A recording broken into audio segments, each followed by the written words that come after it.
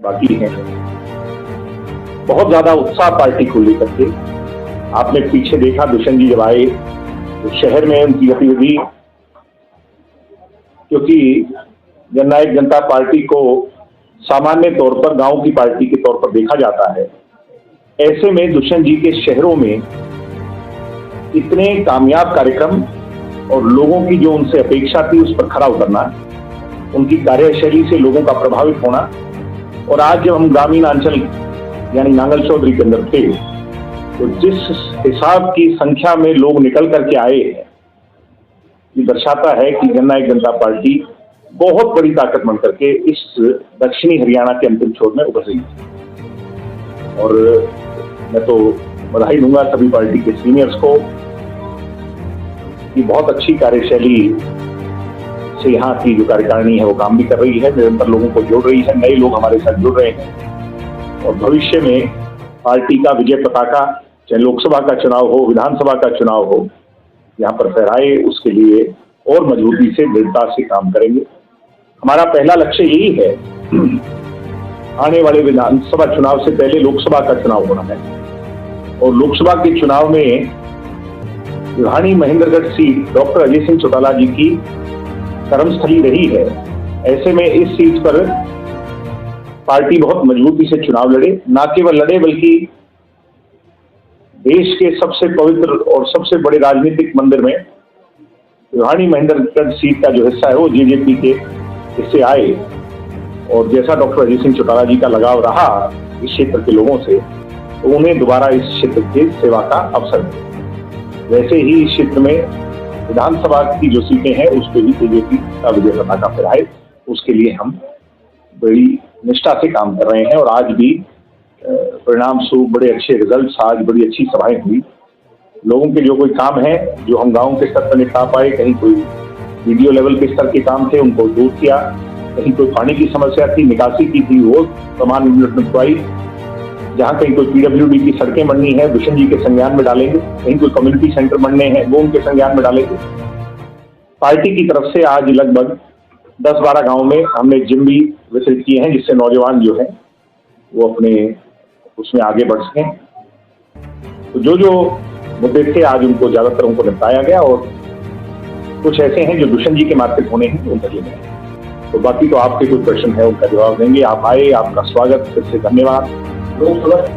देखिए, पार्टी के किसी भी कार्यकर्ता से जब आप पूछेंगे, हम सबकी दिली इच्छा है कि डॉक्टर अजय सिंह चौटाला जी इस बार भिवानी महेंद्रगढ़ लोकसभा क्षेत्र से लोकसभा का चुनाव लड़ें और दोबारा इस क्षेत्र को वैसे ही लीड करें जैसे पहले उनका लगाव था, उनका स्नेह था। ये पार्टी के फैसले होते हैं, पार्टी की सीनियर पॉलिट ब्यूरो उसके फैसले होते हैं और मेरी तो कोई हैसियत नहीं कि मैं ये दावा भी करूं या मैं कोई ऐसी बात कहूं, मगर हम सबकी इच्छा यही है कि डॉक्टर साहब यहाँ से चुनाव। इस तरह का समर्थन मिला बहुत अच्छा। आप जब देखेंगे तस्वीरों के माध्यम से या वीडियो के माध्यम से, बहुत ज्यादा जोश और ऊर्जा जब हम कभी 2019 में देखते थे, आज वो सेम फीलिंग जो है, वो सेम एक्सपीरियंस यहाँ देखने को मिला दुष्यंत जी के प्रति। और जी इस पर पूर्ण विराम लग चुका है, क्योंकि दुष्यंत जी ने भी और मनोहर लाल जी ने भी, दोनों ने बड़ी स्पष्टता से बयान दिया कि 5 साल हम सरकार गठबंधन में चलाएं, चुनाव लड़ेंगे या नहीं लड़ेंगे ये बाद में फैसला नहीं। ये निर्णय तो चुनाव के नजदीक होते हैं, ये पहले नहीं होते।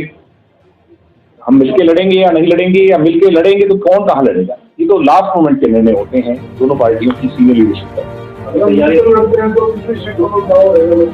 तो हम 10 की 10 पर दावा करेंगे, क्यों नहीं करेंगे। बड़ी मजबूती जननायक जनता पार्टी 10 की 10 सीटों पर मजबूती से चुनाव लड़ेगी, उसकी तैयारी फैसला है। मगर ये तय है कि यहाँ भिवानी महेंद्रगढ़ सीट पर पार्टी जो है वो किसी भी स्तर पर बहुत मजबूती से चुनाव लड़ने जा रही है। आज जैसा मैंने कार्यकर्ताओं का और नेताओं का हौसला देखा है, उस हिसाब से लगता भी है और विश्वास भी है जनता का जो देखा है हमने कि ये सीट हम जीते। हमारे कार्यकर्ता की, नेता की अधिकारी मानते हैं, सुनते हैं, काम हो रहे हैं, अच्छे काम हुए हैं। जो कोई रह गए, मैंने जगह जगह कहा कि हमारी कलम तो चौधरी देवीलाल की है, शाही थोड़ी कम है, यानी एमएलए कम है। ये शाही पूरी होती तो फिर बारे रहे होते।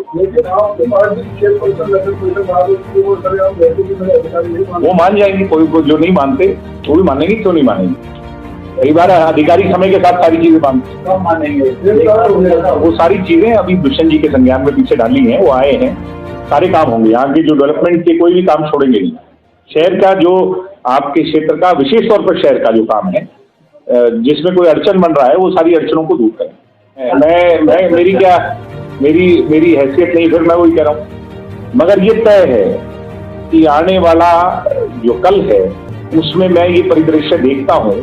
कल्पना जब करता हूँ राजनीतिक उसकी, तो मैं देखता हूँ कि इस सीट पे चाहे विधानसभा की हो जहां हम बैठे हैं, ये भी नांगल चौधरी भी, सारे क्षेत्र में जेजेपी बहुत मजबूती से चुनाव लड़ रही है और जीत रही है। मैं देखता हूँ ऐसा। क्या ज्यादा हो तो उसके लिए क्या प्रयास? उसी शाही ज्यादा भरने के लिए तो ये कर रहे हैं प्रयास सारा। तो आपको क्या पसंद है, नरम दल या गरम दल? मेरे हिसाब से तो हर आदमी को नरम दल पसंद होता है। हम सब स्वर्गीय चौधरी देवीलाल जी जो थे, वो भी सबको गले से लगाते थे, गले से लगाना चाहिए। गरम दल का तो जो है ना वो जगह नहीं बनती आजकल की पॉलिटिक्स में, तो बिल्कुल नहीं बनती। बड़ा पेड़ झुकता है और झुकना भी चाहिए। और डॉक्टर अजय सिंह जी से हम ये सीखे हैं, विशेष तौर पर उनके स्वभाव से, उनकी विनम्रता से हम सदैव सीखते आए हैं। और हमारा प्रत्येक कार्यकर्ता उस सोच को लेकर के चलता है। और जो है ना, गुस्से को टूट देना चाहिए, गर्म नहीं होना चाहिए, लोगों की चिंता करनी चाहिए, लोगों के बारे में सोचना चाहिए या नहीं। पारिवारिक तौर पर तो हम एक ही हैं, उसमें तो कोई दो राय नहीं। राजनीतिक तौर पर उन्हीं द्वारा लिया गया फैसला है कि हमें अलग कर दिया।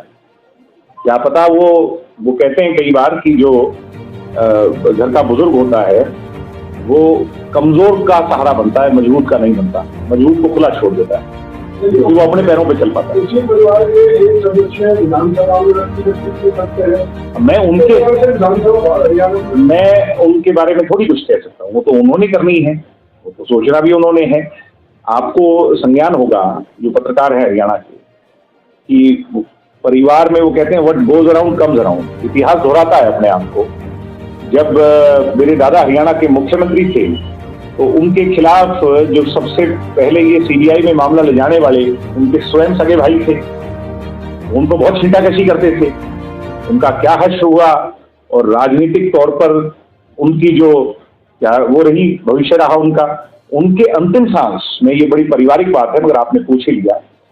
बड़ी हैरानी की बात है कि जो उनके भाई थे वो चौटाला साहब के जो है ना पास ही आए, लास्ट उनके पास ही उनको आना पड़ा और उन्होंने वो सारी बातों को याद किया और महसूस किया कि मेरे से गलतियां हुई। तो कल भी अपनी जवाब से इतना नहीं बोलना चाहिए कि एक दूसरे को फेस ना करना।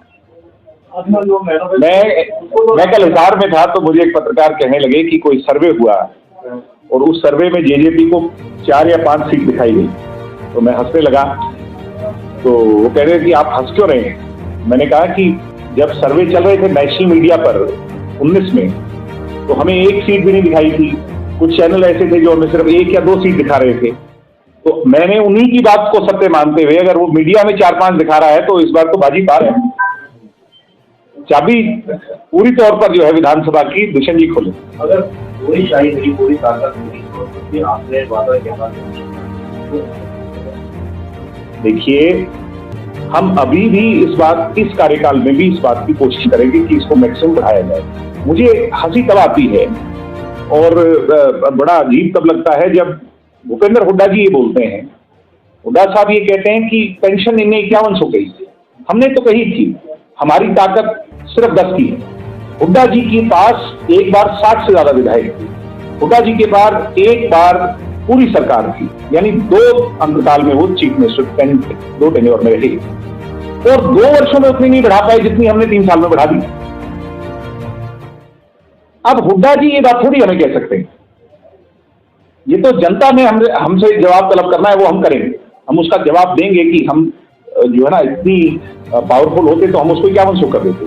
मगर हुड्डा जी ने अपने 10 साल के कार्यकाल में इतनी नहीं बढ़ाई जितनी अभी तक हम बढ़ा चुके हैं और भी प्रयास करते हैं कि इस सरकार में हम इसको और ज्यादा नहीं। जो फैमिली आईडी और जो आप बता रहे हैं, तो इसमें तकलीफें निश्चित तौर पर आई हैं, मगर जब भी कोई बड़े बदलाव होते हैं तो उससे तकलीफें आती हैं, हम मानते हैं। उसको आसान करने का, उसको सामान्य करने का प्रयास सरकार करे। मैं समझता लड़ाई अपने से बड़े से लड़नी चाहिए। जब 1977 में एक पत्रकार ने चौधरी देवीलाल जी से पूछा था कि आपकी जो राजनीतिक संघर्ष है, तो उन्होंने सबसे बड़ी महिला जो इस देश की सबसे पावरफुल आयरन लेडी थी उसको चुनौती दी और उनकी जड़ों को हिला करके एक नया राजनीतिक चेतना जगाई थी इस देश के अंदर।